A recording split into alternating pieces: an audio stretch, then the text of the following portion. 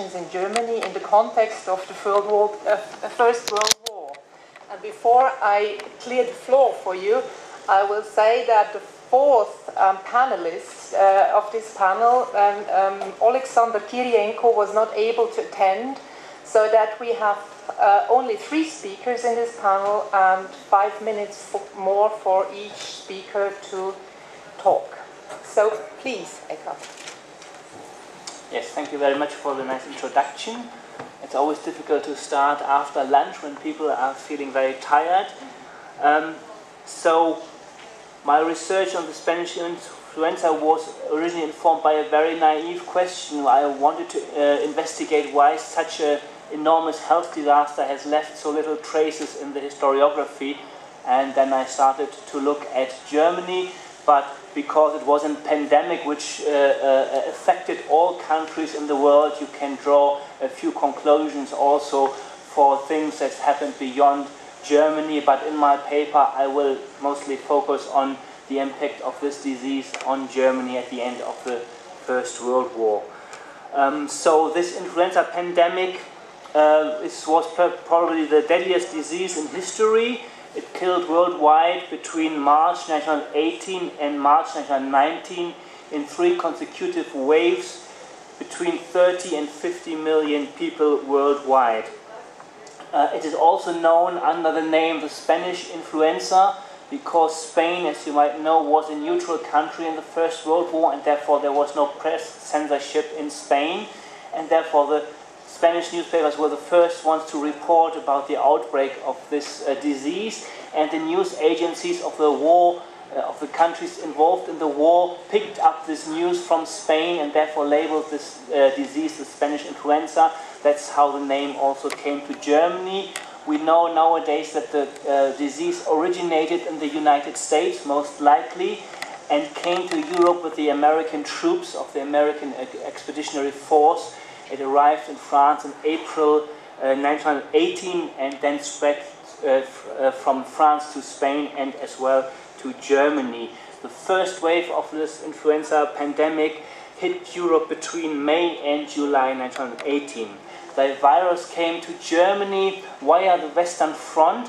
When the virus arrived in France, the Germans were attacking desperately on the Western Front in order to have a breakthrough on that theater of war, and the disease was imported to Germany by Entente prisoners of war taken on the Western Front, and the disease spread through Germany since May 1918, first affecting the western part of the country, in particular prisoner of war camps and military compounds and the hubs of transportation, and from there it spread to the rest of the country until mid-July 1918, when it was more or less over in Germany. This first wave of the influenza affected many people. About 20% of the population fell ill, but relatively few at this occurrence died from the influenza because it was a relatively mild virus. The German press, obviously because it was a nation involved in a major war, was under censorship and therefore was not allowed to report about the real significance of this disease. That was in line with the government stance not to make public any war-related health issues in order not to arouse insecurity among the people at the home front. Thus, for example, then German newspapers did not report any occurrences of the influenza disease among the German troops on the Western Front while they were still attacking, because it was thought to make people feel bad at the home front that Germany might lose the war. The second influenza wave hit Europe between September and November 1918, and in contrast to the first wave, where we can clearly show how it came to Europe and then invaded Germany, it is very difficult to follow a clear pattern how this second wave spread through Europe and through Germany.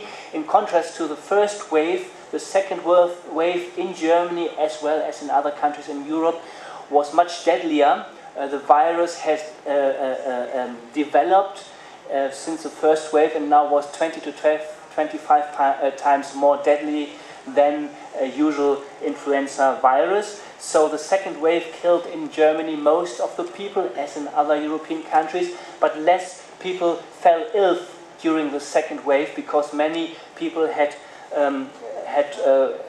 accumulated a certain immunity against the virus during the first wave of spring and early summer.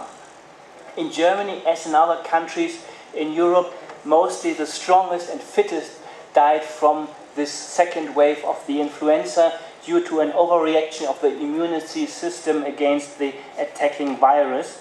That meant in the case of Germany that if this disease spread into the countryside, people there died in large numbers as well, even though the food situation in the countryside in Germany was much better than in the big cities where you had widespread hunger, but because the peasant population was better fed, they had a stronger immunity system, and therefore they were more likely or as likely to die from the disease as the people who were starving in the big cities in Germany. The second wave of the influenza went parallel in Germany with the negotiations for an armistice, the inner dissolution of the German army, and the collapse of the political system of the German Empire.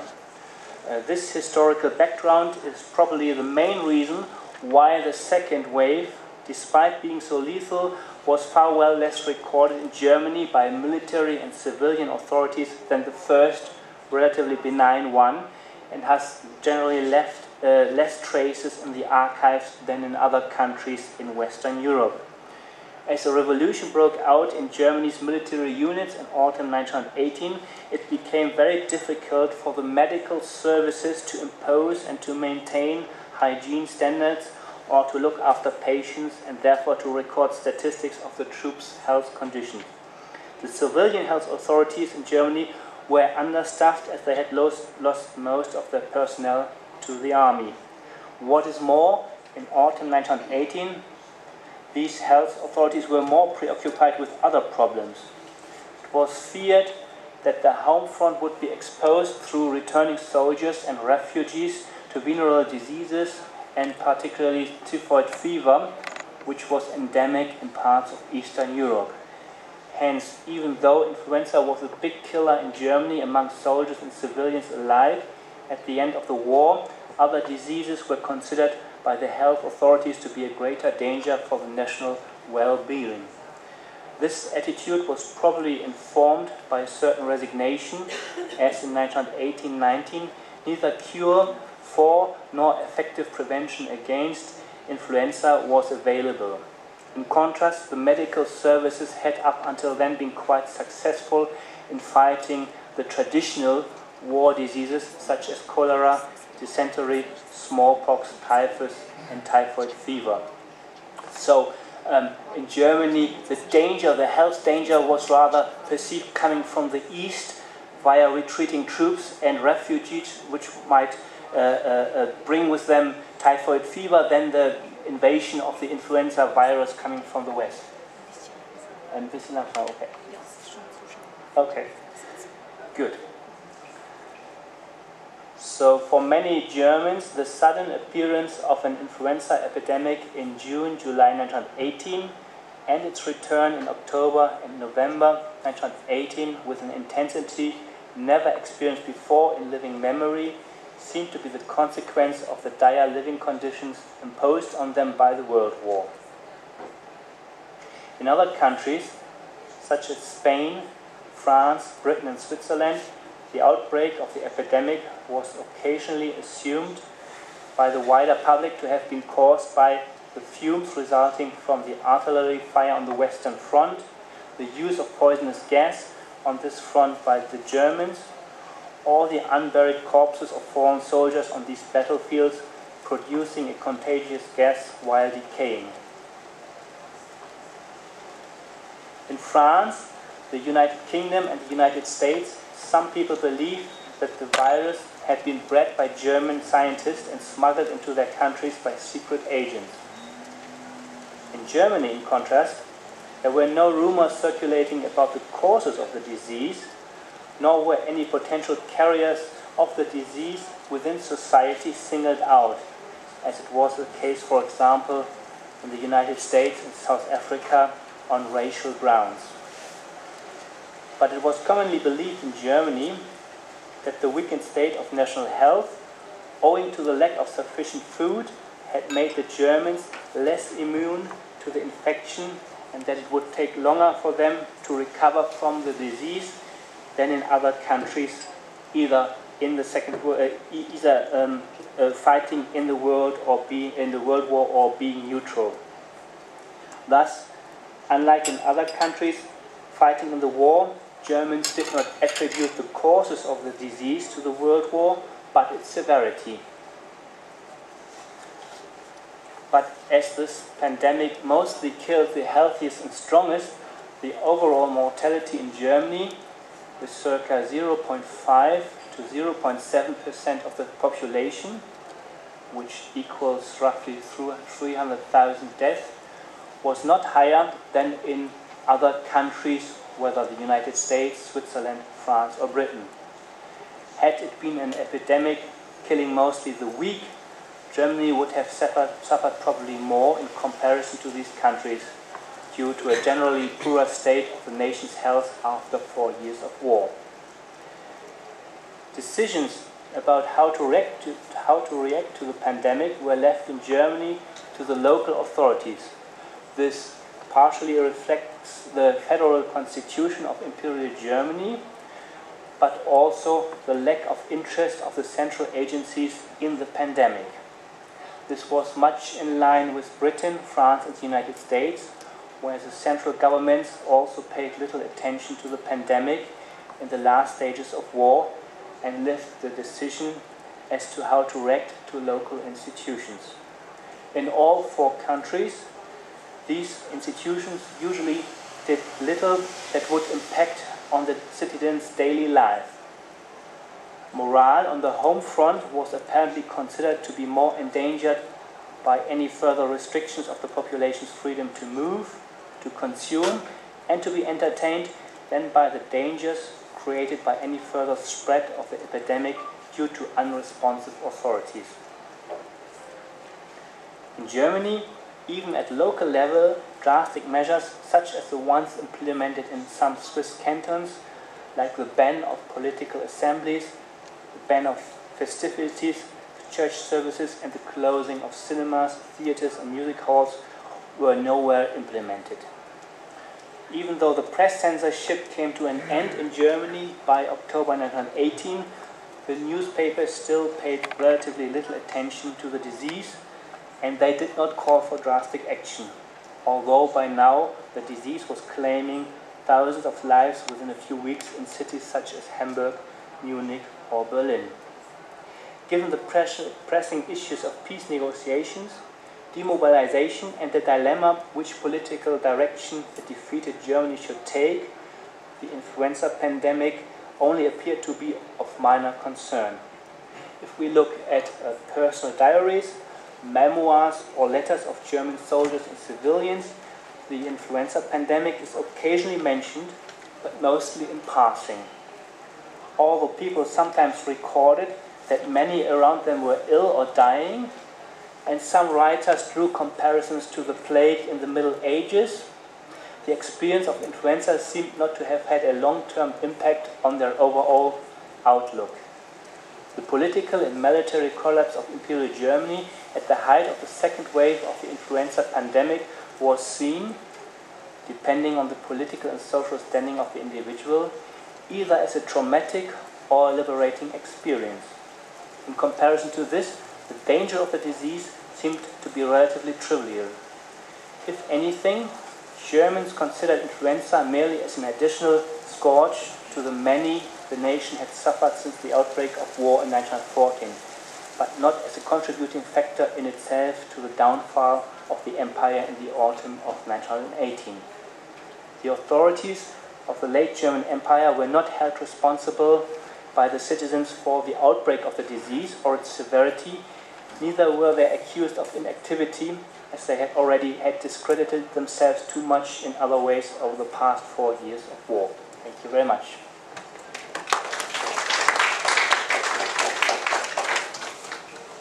Thank you, Eckard. Thank you, Eckard. for this talk. We will do as most panels have done so far and directly proceed to the second talk and to the third talk and have a plenary discussion at the end. So the next speaker will be Sergei Romanenko.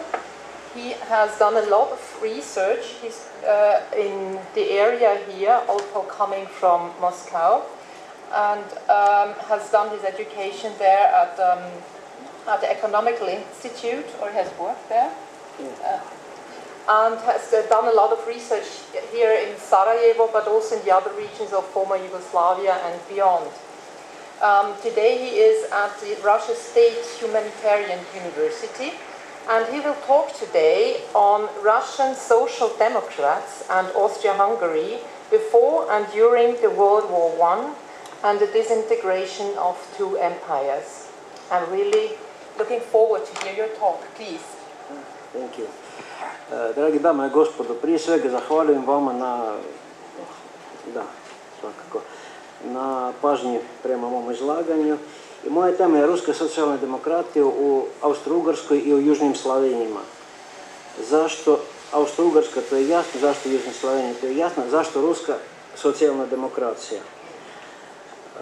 Otvoreno vam kažem da došao sam na ovu zanimljivu i plodnu temu veoma slučajno. Čitao sam jednu brošuru od poznatog hrvatskog socijalnog demokrata Miška Radoševića, koji citira jednu brošuru od prijatelja Lenina i člana Centralnog komiteta bolševističke partije, Lava, ispričavam se, zaboravio sam prezime, ispričavam se, Lava Kamenjeva, pod naslovom Imperijalizam i Balkanska republika. On je objavio u proljeće 17. godine nakon svog povratka iz egzila u Sibiru. I svima nama je poznato gdje je Kamenjev, tamo je i Zinovjev. Ja sam počeo tražiti Zinovjeva i drugih ruskih bolševika koji su pisali o Austro-Ugarskoj i južnim Slavenima. Otvoreno da vam kažem, našao sam puno građe i puno članaka i brošura koji su objavljene 17. 18. godine i svakako je pred Prvi svjetski rat.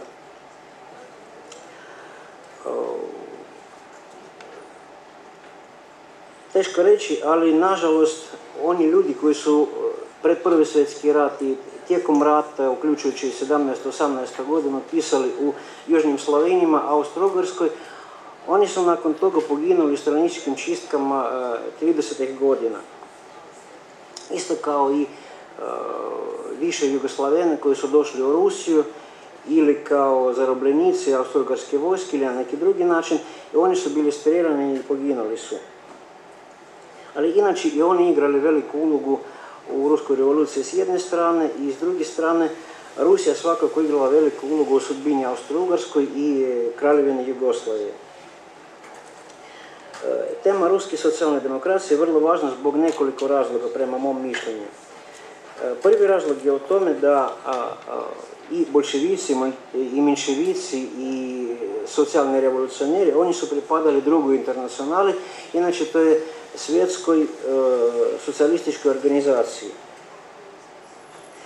I ova organizacija 1912. godine izjasnila je protiv Balkanskog rata.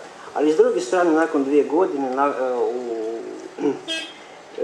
julu 14. ili augustu 14. godine, većina ovih stranaka su glasala za ratne kredite, osim ruskih socijalnih demokrata, osim srpskih socijalnih demokrata i osim manjine njemačkih socijalnih demokrata. Drugi razlog je o tome da ipak treba početi analizu Leninovih stavova prema nacionalnom pitanju i prema Austro-Ugarskoj i južnim Slavenama i ne čitati njegove članke kao svetopismo što je bilo u sovjetsko razdoblje, ali potreban je kritički pristup.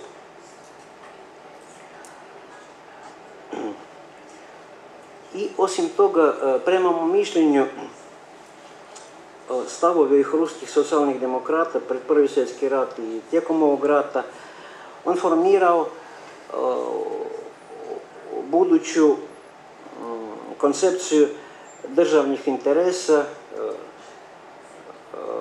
Sovjetske Rusije i s druge strane Treće internacionale. I bez analize ovih stavova mi ne možemo ni shvatiti recimo Stalinovu politiku prema Kraljevini Jugoslaviji između dva rata, prema Jugoslavenima tijekom Drugog svjetskog rata i svakako u sukobu Stalin-Tito nakon 1948.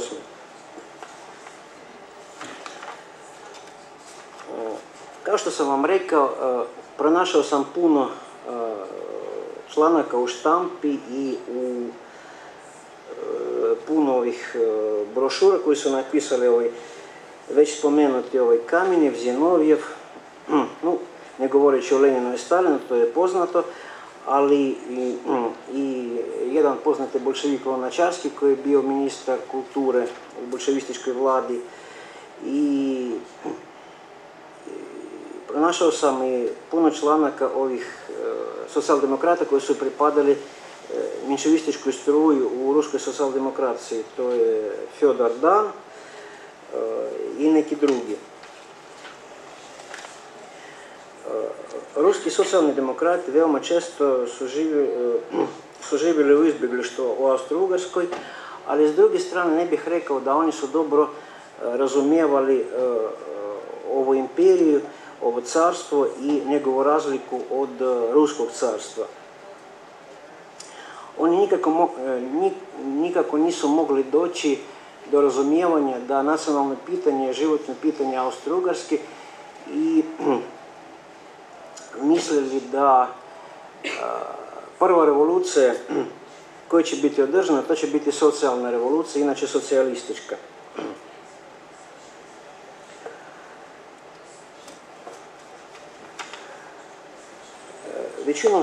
Većinom su isključivo bili publicisti kojima je misao vodilja bila socijalističke revolucije. Nisu bili stručnjaci za vanjsku politiku, nisu ni dolazili u jugoslavenske zemlje i nezavisne balkanske države. Nisu znali ni južnoslavenski jezik, niti mađarski. I koristili su u svojim analizama članke njemačkih novina, austrijskih novina, ponekad nekih britanskih, francuskih, talijanskih i tako dalje. I to je još jedan paradoks. Oni nisu koristili ni ono što napisali ruski naučnici u južnim Slavenama, a otvoreno mogu vam reći da imali smo dobrih naučnika u Rusiji s jedne strane, ali s druge strane dolazili su nam i neki Jugoslaveni koji bi objavljivali svoje radove na ruskom jeziku. I bolševici i menševici su sledili stav balkanskih socijalnih demokrata koji su zastupali Balkansku federaciju, uključujući i Tursku. To je svakako pred Prvi svjetski rat. Preko strane štampe i druge internacionale su dobivali informaciju o aktivnostima drugova iz jugoistočne Europe i sljedeći viđenju Marksa i Engelsa, izraženjem u drugoj povijesnoj situaciji, druge polovine 19. veka, bolševici i menševici su čvrsto kritizirali slavenstvo i kao vrstu ruskog religioznog nacionalizma i kao jedan od principa spoljne politike ruskog carstva. Ovu politiku su smatrali agresijom i borbom protiv revolucije. Ali Lenin mislio da isključivo Srbija nakon 1914. godine vodi oslobodilački rat, iako tijekom balkanskih ratova kritizirao reakcionarne zaostale balkanske monarhije. Lenin je relativno pažljivo pratio Austro-Ugarsku i njegovu, uglavnom, austrijsku socijalnu demokraciju i kritizirao takozvani austromarksizam. većinom se bavio problemama Habsburškog carstva kao imperije i pravom na samoopredeljenje do odcepljenja i stvaranja nezavisnih država i smatrao da je Austro-Ugarska mnogo dalje od Rusije krenulo u smjeru građanskih promjena. Čak i da je u Austro-Ugarskoj 1867. godine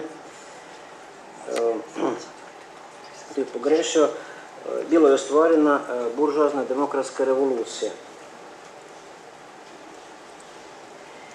Prvi svjetski rat je pokazao da nisu socijaldemokraciji čiji predstavnici su većinom glasali na svojim parlamentima za ratne kredite, niti proletarijat koji većinom nije protestirao protiv rata, čak i protiv svojih sunarodnika uz nadu na poboljšanje u društvu i ekonomiji. Nakon eventualne pobjede svoje države u ratu nisu nosioci internacionalne svijesti. Odmah nakon dolaska na vlast u oktobru 1917. godine boljševici su odbacili princip narodnog samoodređenja za rusku državu i počeli ga koristiti isključivo kao oruđe ostvarivanja svojih političkih principa, uključujući svakako i Austro-Ugarsku koja je bila inače protivnik ruske države u bilo kom obliku na ratištima Prvog svjetskog rata. Ruski socijalni demokrati su smatrali da socijalna, isključivo socijalistička revolucija može i mora riješiti problem međunacionalnih odnosa time što će učiniti uzroke međunacionalnih sukoba. U njihovoj svijesti su se na prvo mjesto nalazili društvo i država, ali narodno-etničko oni su smatrali sekundarnim. Osim toga trebam spomenuti, to je zanimljivo i slabo poznato, da, kao sam već rekao, dolazili su na različit način južni Slaveni u Rusiju i kao zarobljenici i kao socijalni demokrati i protivnici Austro-Ugarske. Trebam spomenuti 4 članka od Miška Radoševića koji je objavio u novembru-decembru 1917. godine u ruskoj socijalistički štampi i oni su posvećeni sudbini Austro-Ugarske, svakako neizbježnosti njenog raspada. Drugu publikaciju koju bi sam spomenuo, to je bila publikacija u zvaničnom sovjetskom listu Izvjestija. I to je bila neka polemika između Nikole Stojanovića, Milana Srškića i Živka Nežića. S jedne strane i s druge strane nepoznatog sovjetskog vjerovatno zvaničnika, i ovi Jugoslaveni su pokušavali dignuti Rusiju prema ovoj politici reaneksije koju je vodila srpska vlada, ali u tome nisu uspjeli. I treća publikacija koju bih sam spomenuo, to je veoma zanimljivi članak iz leta 1918. godine, isto u listu Izvjestija, koji je napisao Andrija Petrović, koji je bio prezentiran kao zastupnik Bosansko-hercegovskog sejma koji trenutno živi u Moskvi. Petrović je pokušao objasniti ruskim vođama i publicistima veliku razliku između Rusije i Austro-Ugarske, inače veliku ulogu nacionalnog pitanja u Austro-Ugarskoj državi, ali uzalud. Ne samo bolševici, nego i menševici i socijalni revolucioneri, inače na ruskom eseri, većinom nisu shvatili ovu razliku i analizirajući uglede razvitka u Rusiji, kritizirali nacionalizam i negirali mogućnost federalizacije Rusije i mogućnost nacionalnog samoopredjeljenja. Zbog toga bolševici su ratovali na cijelom prostoru bivšeg Ruskog carstva protiv narodnih pokreta i nezavisnih država proglašenih poslije oktobra 1918. godine. Što se tiče odnosa Sovjetske Rusije prema Austro-Ugarskoj, bolševici su željeli njen raspad kao političkog, vojnog i ideološkog neprijatelja, ali sanjajući o Svjetskoj revoluciji pretpostavljali su je kao političkog, vojnog i ideološkog neprijatelja pretpostavljali da velika jedinstvena država u Srednjoj Europi nakon revolucije i uz pomoć revolucionarne Njemačke može zajamčiti vojno-političku sigurnost Sovjetske Rusije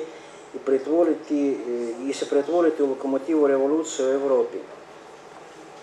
I čime bih sam završio, to je neka ilustracija toga što bolševistički lideri nisu shvatili razliku između Ruskog carstva i Austro-Ugarske.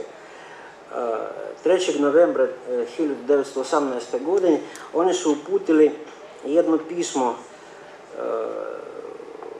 u Beč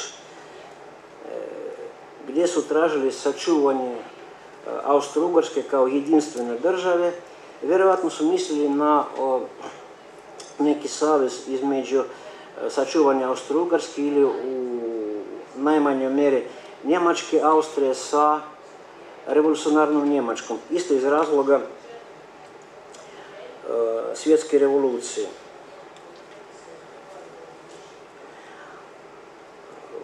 Ali, nažalost, nisu u tome uspjeli i nacionalna revolucija u Austro-Ugarskoj je pobjedila, a u Rusiji je pobjedila socijalistička revolucija. To je inače dvije vrste revolucije do kojih je doveo Prvi svjetski rat. Hvala lijepo.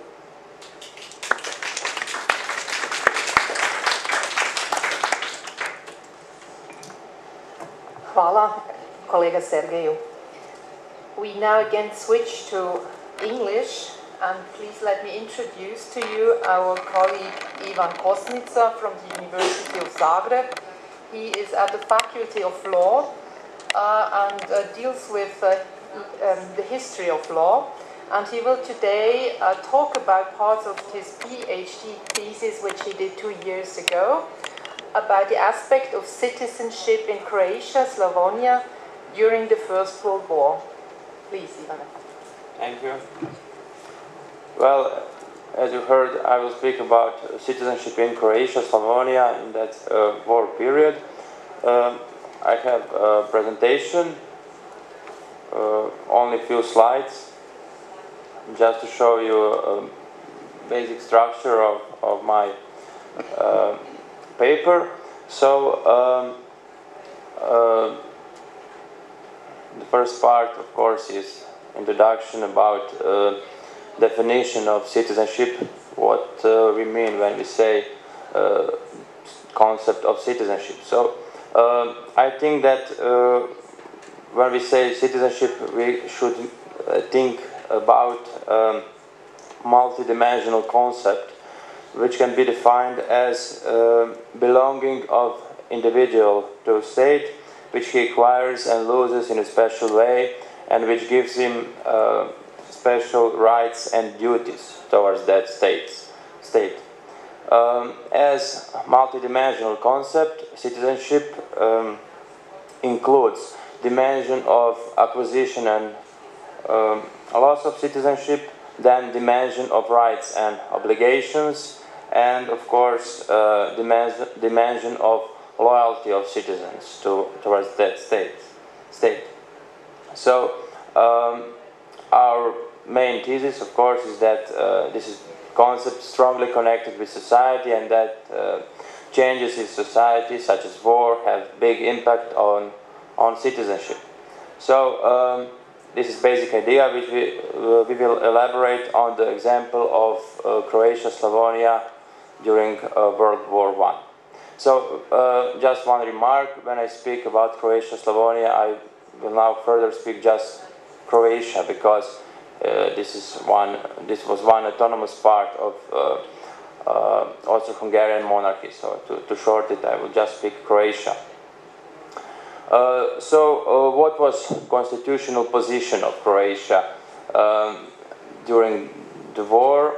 Well, this position was basically defined by two documents: Austro-Hungarian Compromise from 1867 and Croatian-Hungarian Compromise. By the first one, the first compromise, Croatia was defined as one of the lands of Hungarian crown. So it was defined as a Hungarian land, part of Hungarian lands.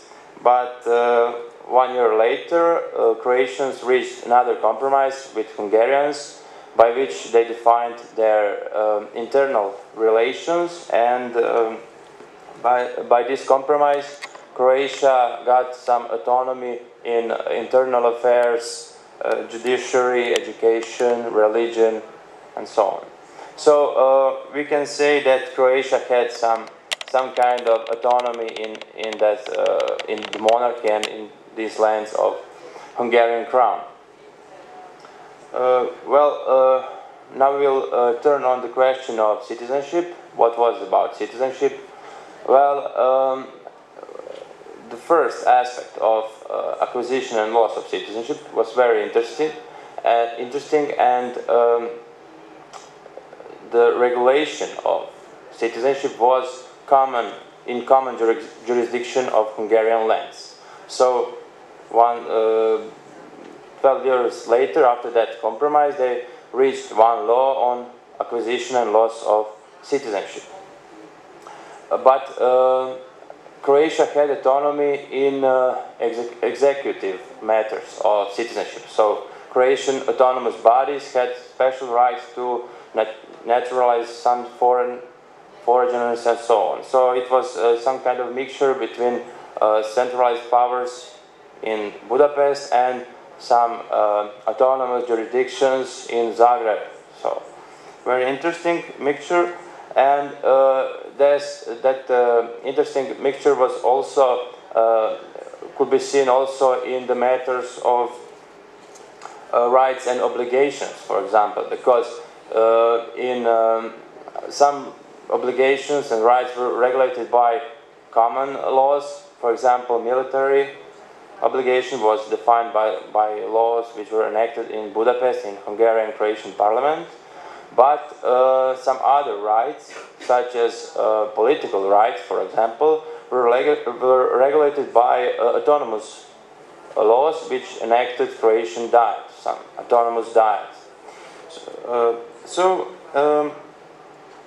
Now this structure that I defined shortly was under, a test during the war, of course, because I worked my PhD, of course, and investigated what was the change that the war, in what way the war influenced that concept. So first, we can say something about loss of citizenship by dismissal. So this institute was regulated by that common law that was enacted by Common Diet, and we can say that in general, Croatian Ban as autonomous governor of Croatia had right to dismiss persons of Hungarian and Croatian citizenship. So it was one citizenship. But in the case of military conscripts, he wasn't able to do it alone. He had to have special permission of Ministry of War in the case of military conscripts, and special permission of military Ministry of Home Guardsmen in Budapest in the case of Home Guardsmen. So you can see that this power of Croatian governor wasn't full. He had to cooperate in the case of male persons who were military conscripts, and to cooperate with bodies which were located in Budapest and in Vienna. So, but now I just want to say something about practice of that dismissal, because the data for city of Zagreb show that 1896 there were 6 applications positively solved for this dismissal.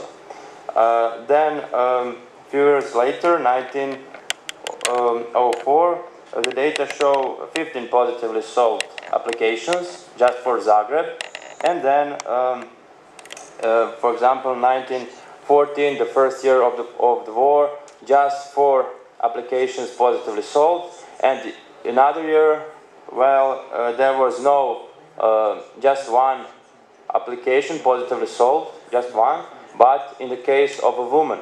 So Ministry of Home Defense banned that practice of dismissal, of course, because you have war, you need conscripts, you don't want to them to go away in states or wherever. So this was one impact of war on that concept of citizenship in the matters of dismissal. Another important aspect is loss of citizenship by absence. Of course, in Hungarian lands we had that rule that if you if you went out of the country for 10 years and didn't come back, you automatically lost your citizenship. So, but one special regime was regulated in the case if you emigrated to United States, because this case was arranged between Austro-Hungarian monarchy and the states, and they decided that if you to input one rule that if you go to United States and live there continuously 5 years, and if you acquire during that time a citizenship of United States, you cease to be Hungarian or Croatian-Hungarian citizen. So you could lose your citizenship even before this period of 10 years. You could lose it after 5 years, as you can see. But of course, when the war broke out, this rule was under great pressure, and Croatian-Slavonian authorities tried to keep these conscripts and all persons are under their jurisdiction under control. So they, I saw it, read lots of these documents in Croatian National Archives. There were many cases in which Croatian authorities asked former Hungarian Croatian citizens to come back in the monarchy and to serve for their army, for the country. And they did so, nevertheless, if they acquired citizenship of United States. It wasn't a decisive factor in these calls. So now just to say something about freedom of emigration, of course. As you know, this freedom was abolished during Balkan Wars in the monarchy. So for Croatia, example, men who have reached the age of 17 and all the others had to have a special permission to emigrate from the lands of Hungarian crown. Another aspect is citizenship and allocation of conscripts in the Austro-Hungarian army. Very interesting question. Well, there was one important rule during that practice of filling the army with conscripts, that you had Austrian part of the army, you can say, and then in that part Austrian citizens were allocated, and in another part, Hungarian part, Croatians, also Hungarians, were obliged to serve in this part of the army. But this rule was under great pressure, and it was abolished in the case of Galicia and Bukovina, because the reasons for that were heavy losses of the army on the Eastern Front, and they changed this rule, and Croatian-Hungarian Diet, Common Diet, enacted the law by which allowed allocation of Hungarian Croatian citizens to Austrian part of the army for these provinces. So they changed that rule. And we think that this indicates definitely closeness of Austrian and Hungarian citizenship. They were, we can say, part of one monarchy, so they made changes in the interest of the war. Another aspect which I want to talk about is the question of loyalty and ethnicization of citizenship.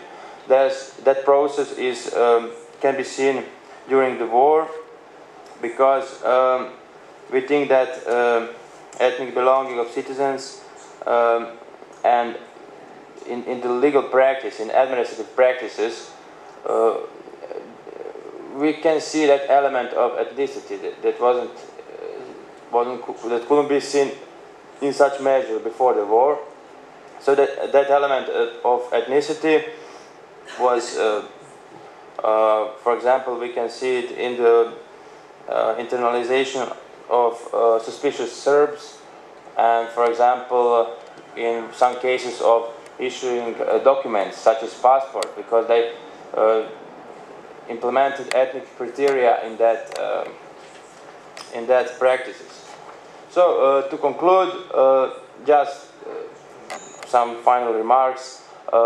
The concept of citizenship has changed during the war. That was evident, and it's interesting that the change happened in all these dimensions of citizenship. So in the dimension of loss of citizenship by dismissal, we saw it in the dimension of loss of citizenship by absence, then in some rights, for example, freedom of immigration was abolished, of course. Then also you had that change in the rule of filling the army with conscripts, because in the case of Galicia and Bukovina. And we can see that the war influenced the concept of citizenship in a way that accelerated its change from ethnically neutral concept to some, I would say, dominantly ethnically based concept. It's one of the consequences of that experience of the war. So, thank you very much.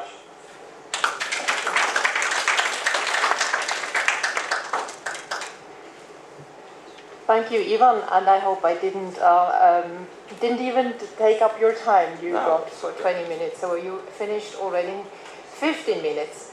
So thank you, all of you, for your very interesting and also very diverse talks. We will now enter into discussion, and I would like to open the floor for a first round of questions. And if you need some time to prepare your questions, but this is not the case. Yes, please. I want to raise a question. Just a second, please. You will get a microphone. I want to raise a question to Ivan.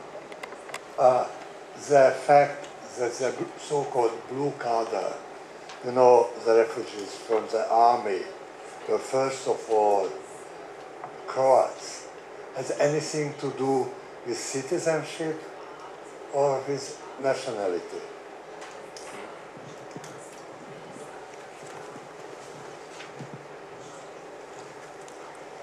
Well, definitely interesting question.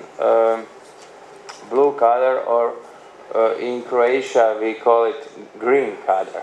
So, for military conscripts who left the army. So, well, as you know, it wasn't an easy task and easy duty to be in the army, and many persons tried to escape that. I can see some connections in the case of that emigration to states, which was, for example, actual from 1880s. And the case of that emigration was very interesting. I'll just say one example. You had one person, his name was Ivan Dominik Benić, and he emigrated from Croatia to United States in 1880s. He was in States more than 5 years, and he acquired citizenship of United States. And of course, he wasn't a person who was obliged to military service in the monarchy. But it was interesting that during that period of 7-8 years of his absence from the monarchy, he came on a few months for the wedding in the monarchy. So United States State Department claimed that these few months of absence from the States doesn't matter, and then he is American citizen and he can't be obliged to serve in the army.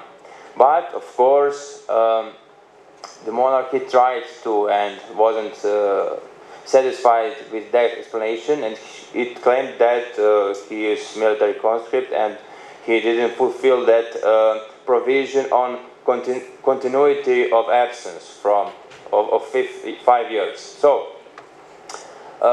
many persons try to emigrate in the States just to escape from that obligation of military service, and then some of them try to come back and to say, okay, we are now American citizens, we live here, but we are not military conscripts. So this matter of green color, I would say, was emerged during the war. Of course, there was no possibility to go to the States. You had that abolishment of immigration, so you had possibility to go away, and it was one of expressions of conscripts on that provision. So they said, okay, I can't go to the States or somewhere else to free myself from that military obligation, but now I will desert and go run away and wait what will happen. So I don't know, I think that could be explained by that. If we didn't have that ban of immigration, I suppose that many of them would go in other countries, maybe in the States, and because the States, as you know, weren't in the first year of war, and the others involved in the war at the beginning. So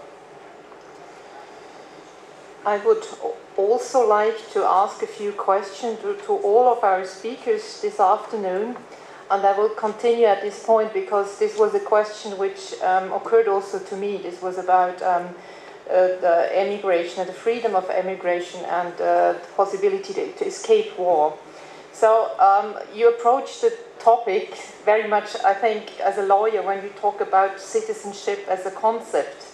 As a historian myself, I would rather try to approach this as an instrument of power by the state. And when the war broke out, they would adapt the laws according to need. So this would also explain all the different aspects you have presented about what was possible to do about citizenship and what was not anymore possible, such as the freedom of emigration, and of course the need of the state was to have the soldiers. This would also encompass the control of citizens, of course, because they would give passports to certain groups, and to other groups they would not give passports, or to individuals they would give, to others not. So you have this example, this very nice example of a Serbian lady in your talk, and this would be one woman which is, according to her faith, linked to a person persecuted in the empire because of the link to the assassination of Sarajevo, although she didn't have anything to do with it, but just because of her of the community she belongs to. This was also done, of course, at that time, and then later on with the Jews, for instance, where the whole group was indicated as restricted on liberty of movement.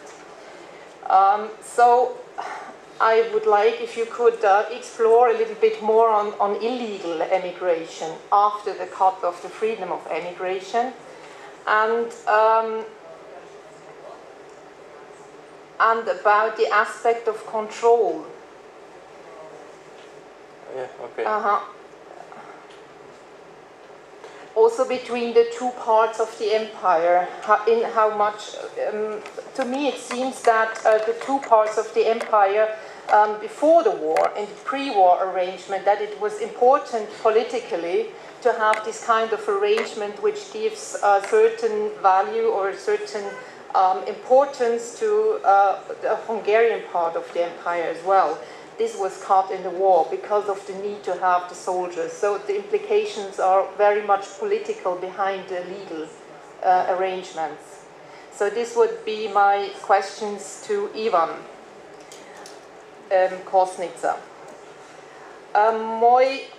Ako je u redu, ja ću sad da vas pitam na naškim, kolega Romanenko, i pokušat ću da to izrazujem kako mogu, jer meni to nije, kao ni vama ni meni, to nije maternji jezik. Meni je bilo jako zanimljivo da čitam vaše izlaganje iz tog pogleda što ja se u mom radu bavim nesvrstanima i položaju Tita prema Sovjetskom savezu i tamo je uvek vrlo bitno pitanje da je Tito pokušao da objašnjava zašto njegov način komunizma nije nacionalistički, a u Moskvi su tvrdili da je on nacionalista. I kad sam putovala po bivšim zemljama, državama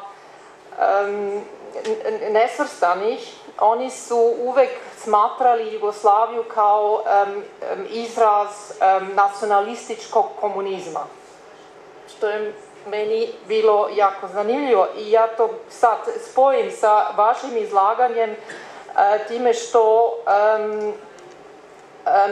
ste vi rekli u vašem izlaganju da sovjetski, ruski socijalisti i komunisti nisu bili u stanju da shvataju situaciju u Austro-Ugarskoj i situaciju na Balkanu. I ja bi to onda smatrala kao neki kontinuitet, da su oni smatrali njihovo mišljenje kao nešto što je opšte i što se svugde može na isti način koristiti. Tako da im to nije bilo ni toliko bitno. Da li biste vi se slagali sa time? I drugo, meni se to čini da je to i neki izraz nespremljenosti, da nisu bili spremni bolševiki kad su ušli u revoluciju i posle preuzeli vlast na međunarodnom polju. Oni su se najviše skoncentrisali na svetsku revoluciju, ali u Rusiji, u Ruskoj imperiji, i nisu gledali iza toga. Da li biste se u to slagali? I još treće, and I will again switch to English now, to Eckard, Michels. I have read that you have written a whole series of articles on this very interesting topic of epidemic flu, and what I was wondering very much, because this flu was very much present in Switzerland, where I grew up too, and my own grandmother's mother, she died from this flu, so it was present, but it was in Switzerland where she died. And so I have very much thought about this question, and also heard talks about how it happens. So she would also go into that pattern of the population segment, which was between 20 and 40 years old, and be in the bloom of her life. So and she would die, not the weak persons. And in Switzerland there was a very strict regime of trying to handle the crisis, the epidemics, through separating the people. So they would very much, soldiers would be kept in compartments and not be allowed to return home. So this was a big issue. So from my point of view, this kind of handling the crisis was very much present. I haven't ever thought about what it would have meant for a country like Germany, which was about to lose the war. And I would like to ask you what role played the disease in the defeat of the Germans, if you could elaborate a little bit more on this. And also connected with this, if the disease, if you think that the disease has contributed to a faster end of the war.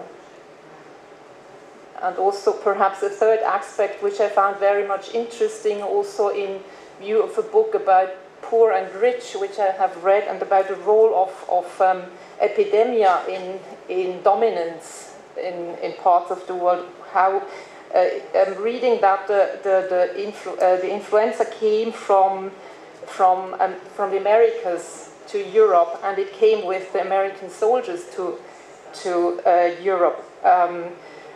Insofar, this disease really was also a means of a weapon to win the war. Not an intentional one, but a very effective one in reality. Može. Bolševistički lideri su bili nasljednici... Ispričavam se. Bolševistički lideri su bili nasljednici ideologije Ruskog carstva. S jedne strane, oni su svi, socijalni demokrati i socijalisti, su bili protiv federalizacije Rusije. I u tome su naslijedili međutim i staru rusku diplomaciju, koja je bila protiv federalizacije ili trializacije Austro-Ugarske. Ja sam pronašao u arhivu vanjske politike Ruskog carstva neke dokumente gdje je ruski konzul u Budimpešti kritizirao drugog ruskog konzula na Rijeci, koji imao kontakte sa oporbom u Hrvatskoj i zalagao za trialističko rješenje problema Austro-Ugarske. S druge strane, već sam spomenuo da Lenin u jednoj svojoj jednom svom poznatom članku o samoopredeljenju napisao da Austro-Ugarska se kreće prema trializaciji. Njemci, Mađari, Slaveni. Nije napisao južni Slaveni, vjerovatno on misli i na Čehe. To ne može tačno reći. Ali u svakom slučaju on vidio to mogućnost koja se nije u stvari ostvorila i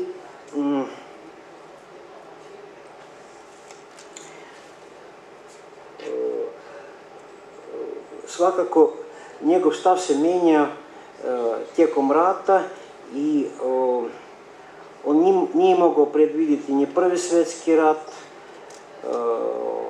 O tome svjedoči jedno pismo iz početka 14. godine i nije mogao predvidjeti niti posljedice tog rata i recimo je februarsku, odnosno veljačku revoluciju.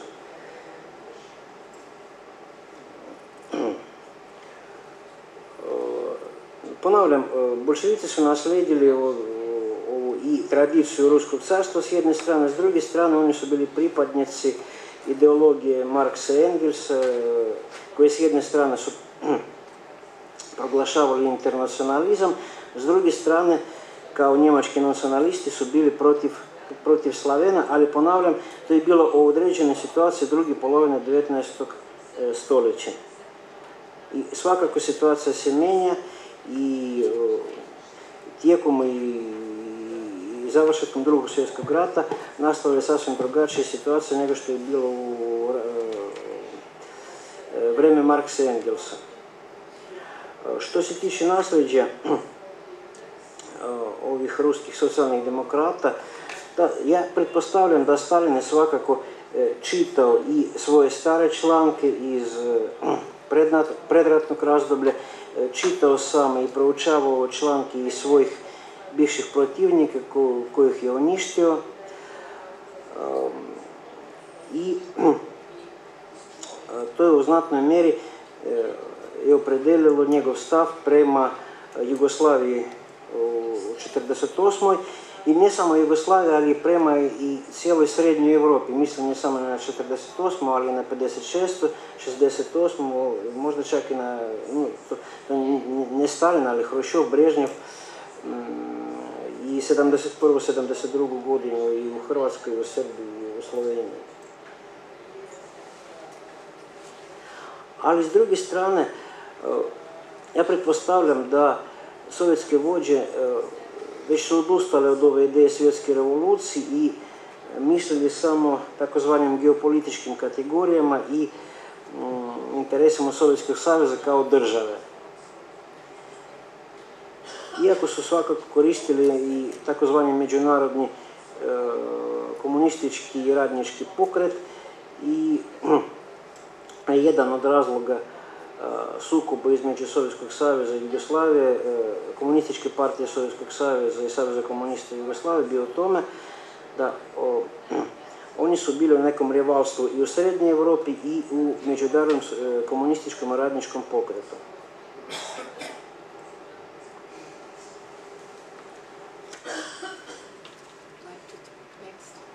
Yes, thank you for your questions.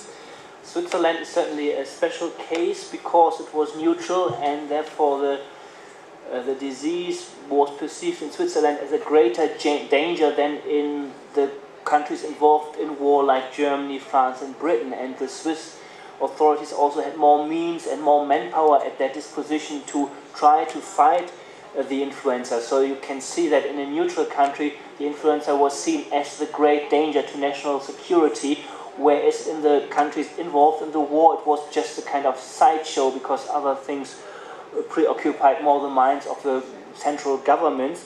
So Switzerland, in contrast to Germany, imposed very harsh measures like closing down cinemas and even not allowing to have church services, things which were unheard of in Germany. Nevertheless, Switzerland suffered the same death rate or mortality rate than Germany or France. So even though the authorities in Switzerland tried more to block the disease, they were not more successful. And when after this First World War the national health authorities met in Paris to discuss their experiences with the pandemic, the British and French delegates were quite surprised how intensive the Swiss reaction was against the pandemic by the authorities, and yet it has not been more effective. For the national consciousness, maybe the disease, I assume, plays a bigger role in Switzerland as well as in Germany or France, because there was no war going on at the same time. This is an assumption maybe, but I've read a book about the pandemic in Zurich, and it's from '68, and this book by a doctor said still the memory of the pandemic is still very lively in Zurich 50 years after the events, but you wouldn't read something on the same lines in a book on First World War Berlin, for example. So it might have played a different role because Switzerland was not mainly involved in the war.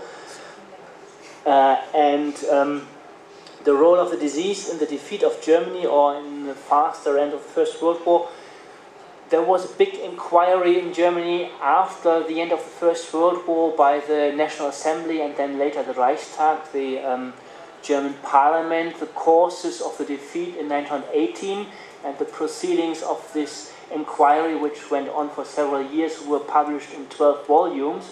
If you look into the index, the Spanish influenza is not even mentioned once. So apparently, even in this thorough investigation for the political and military reasons for Germany's defeat in 1918, in the perception of the military and political authorities, the influenza pandemic did not really accelerate the breakdown or the collapse of Imperial Germany. There were one or two isolated occasions where Ludendorff, for example, the German military mastermind in the First World War, tried to indicate that the influenza had weakened the German troops in their last offensives in spring and the summer of 1918, but that is only a very small paragraph in his 500-page long memoirs. So probably Ludendorff had quite a good idea that no one would rather believe this excuse for as one of the reasons which led to the downfall of the empire. On the contrary, if you look at the autumn of 1918, one could even say that the pandemic influenza might have slowed down the German military collapse, because what the Americans did was that they decided to put fewer soldiers on the ships transporting their troops from the United States to Europe in the autumn of 1918 in order to prevent the spread of the disease in the ships. So in a way, the military build-up of the American Expeditionary Force in October and November 1918 was slowed down by the disease, and that would have relieved the military pressure on the Germans on the Western Front. So one could turn the argument upside down in a way and say maybe it even saved the lives of some German soldiers. There's a lot of discussion about to what extent the influenza pandemic was a socially neutral disease, whether it affected everyone or whether certain groups within society have been more affected by the disease. That is a discussion which is relatively intense in the United States and Canada, being immigrant societies and therefore being much more heterogeneous societies. To my knowledge, there is nothing on Germany which tried to break down the social background of the victims of the disease, nor for Britain has this been done. Generally speaking, the still prevailing argument is that influenza affected more or less all classes, although the denser the population was in certain quarters of the big cities, the more likely was it that it would spread. Yes, and it was not used as a weapon to accelerate the end of the war. The Americans were totally surprised when this disease came up in the United States. I might perhaps add what my idea was about this book of Desmond, Poor and Rich, and it talks about the role of diseases in conquering other continents. So this was the idea behind my question. So this was not intentional. Okay. But they took it along, but it worked for them like a weapon. So perhaps that should have... Okay, yes, but it wouldn't apply to the influenza, because the influenza had been a pandemic in 1889-90, the so-called Russian pandemic influenza, which had affected all parts of Europe. So in a way, the European societies were as immune or as unimmune to the influenza than the American societies. So therefore, it did not really make a difference. Where it made a difference, the influenza was in societies outside of Europe, which so far had not been affected by influenza. And most of the victims of the influenza of 1918-19 occurred actually in Asia and Africa, in so-called virgin soil populations which had not beforehand been in contact with influenza. There you have a death rate of between 3 to 25% of the population, so much higher than in Europe, because Europe had been infected on various occasions before with influenza, and therefore there was a certain immunity. And where was that mostly? Well, the highest death rate was in West Samoa, where about 25% of the population died from influenza. In Black Africa, you have between 3 and 5% of the population dying. The same probably in China and India. So roughly 8 to 10 times a higher death rate than in the well-developed European societies like Germany or France.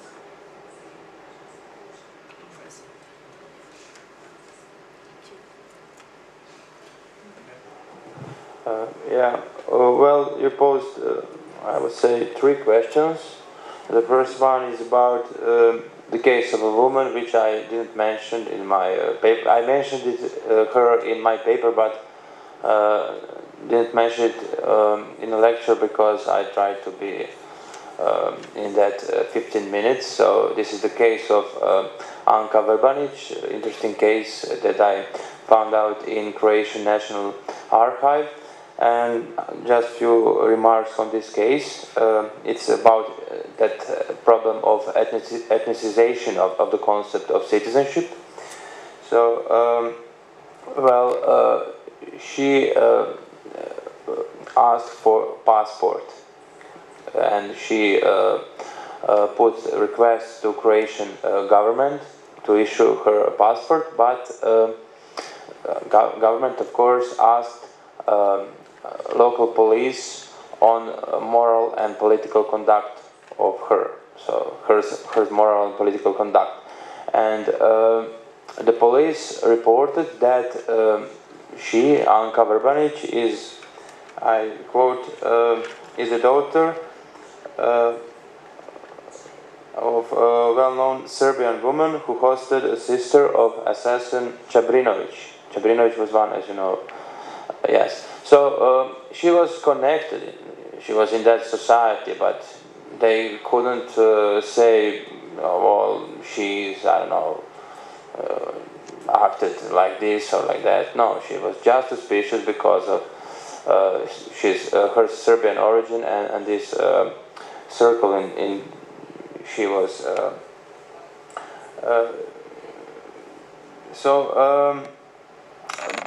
Police gave a negative answer, but provincial government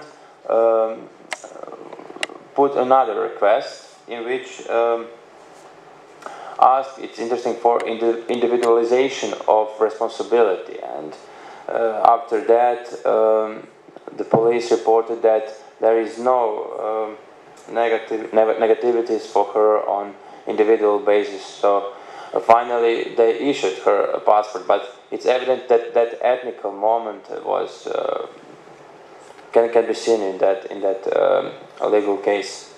So this is the first question. The second one is about possibilities of emigration, illegal emigration, and reactions of government, Croatia and Budapest, Vienna, on that problem. So, Croatian government, Ban, as head of that government, issued one decree in the year 1915, by which he ordered control of Austrians and citizens from Bosnia and Herzegovina who entered the lands of Hungarian crown. So all men were under control. They had to prove their entrance in these lands because government was suspicious about their intentions.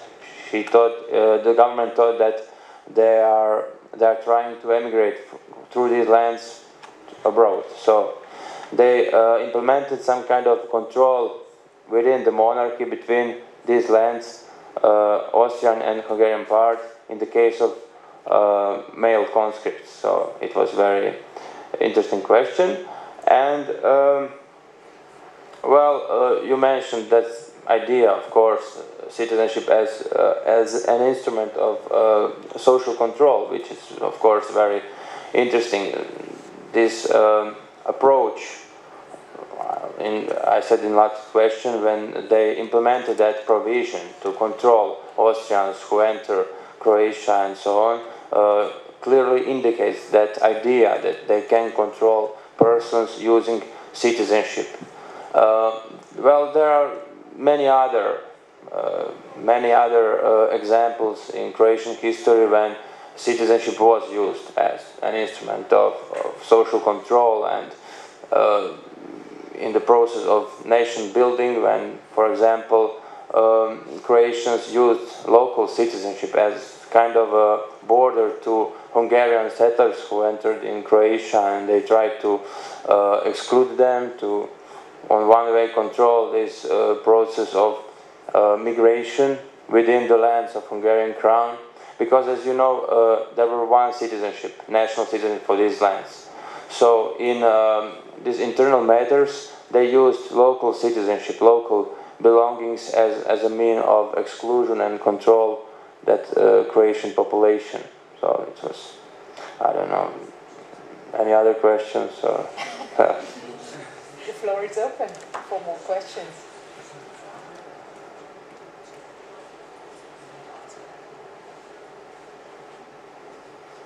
Yes, please.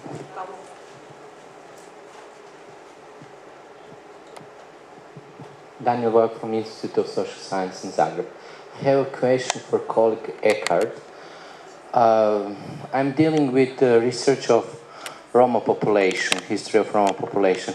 Do you have any information about connection between epidemic of Spanish flu and Roma?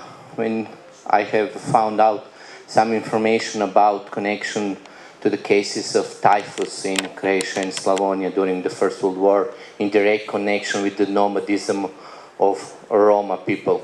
Do you have any connection or information similar in Germany or in other parts of Europe? Thank you. No, unfortunately not. I have not come across any articles dedicated to the Romas and the Spanish influenza. My guess would only be from what I've read about Canada and the United States that their ethnic minorities were affected more by the influenza than the predominant white Anglo-Saxon population, because the ethnic minorities tended to evade the health institutions of the dominating society. So my assumption would be, because the Roma were also a minority, probably discriminated, that their death rate or infection rate due to influenza would have been higher than of the whatever Croat or Serb or German, Austrian population. But this is just an assumption how it has worked in other multi-ethnical societies. But I have no evidence to support this argument.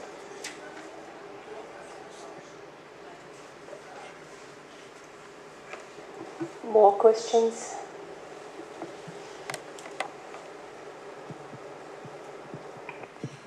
Jana Usika from Munich. I have a question for Sergei Romanenko. In English, I'm sorry.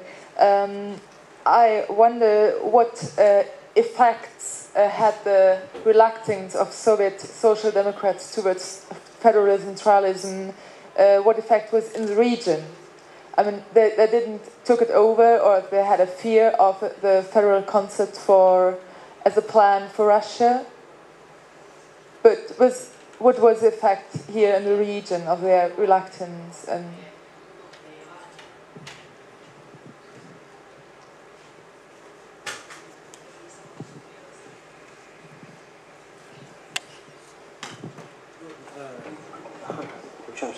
Na koji razdoblje ste mislite?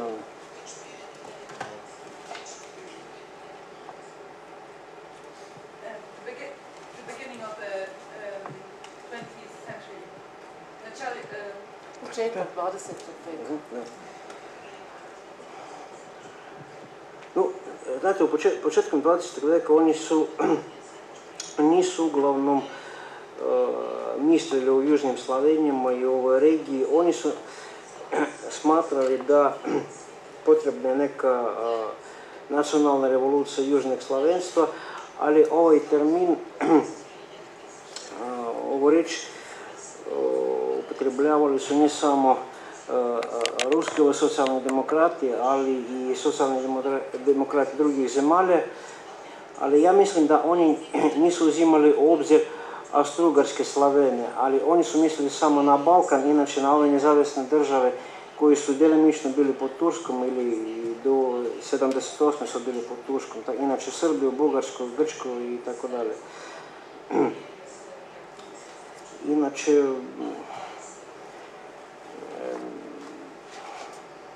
ne znam nešto, kako bi mogli utjecati se na situaciju između južnih Slavena, Austro-Ugarske, ruski socijalni demokrati koji su bile u ilegale, međutim, većinom, ja mislim, na ovu bolševističku partiju, Miškovići nisu bili i čak su bili u Dumi, ali nisu oni bili utjecajni u opredeljenju spoljne, odnosno vanjske politike Rusije, nisu nikako mogli utjecati. Međutim, oni su na, recimo, kongresima druge internacionale, vjerojatno su ponekad kontaktirali i predstavnike ovih balkanskih socijaldemokratija, ali izgleda da oni su s njima pričali njemački, to je jedan možda istorijski vic. Uzimajući obzir ovo slavensko bratstvo, ali nisu oni iskorištavali ovaj pojam i oni su mislili da to je reakcionarna politika Ruskog carstva. Koliko je velika bila grupa socijalističkih emigranata iz Rusije u Austro-Ugarskoj? Bilo ih nekoliko, ali uglavnom, to je poznato, Lenin je živio u Poroninu, Stalin jednog puta dolazio u Beč, svakako Zinovijev, no još neki drugi. No, bilo ih je dosta, ali oni nisu se bavili južnim Slavenima Austro-Ugarske kao, ne znam, celinom ili nekim pojedinim narodom. Oni, recimo, Lenin nije ni jednog spomenuo Hrvate, Slovence ili Srbe Austro-Ugarske.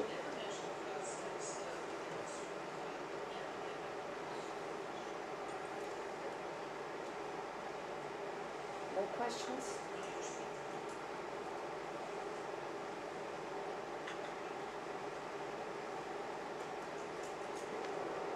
Is everybody tired?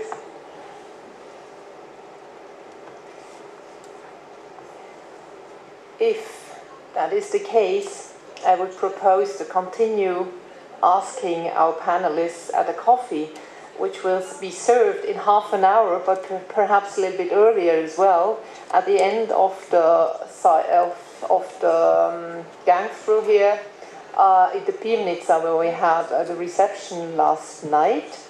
And then I was informed that the plenary session, which starts at 5 o'clock, will take place in the big hall to your left. So on the way to the Pivnica for the coffee. So thank you again, everybody. First and foremost, the panelists for their contributions, and to the public for your patience and your listening and your interest in questions. And let's have a nice continuation of the afternoon. Thank you.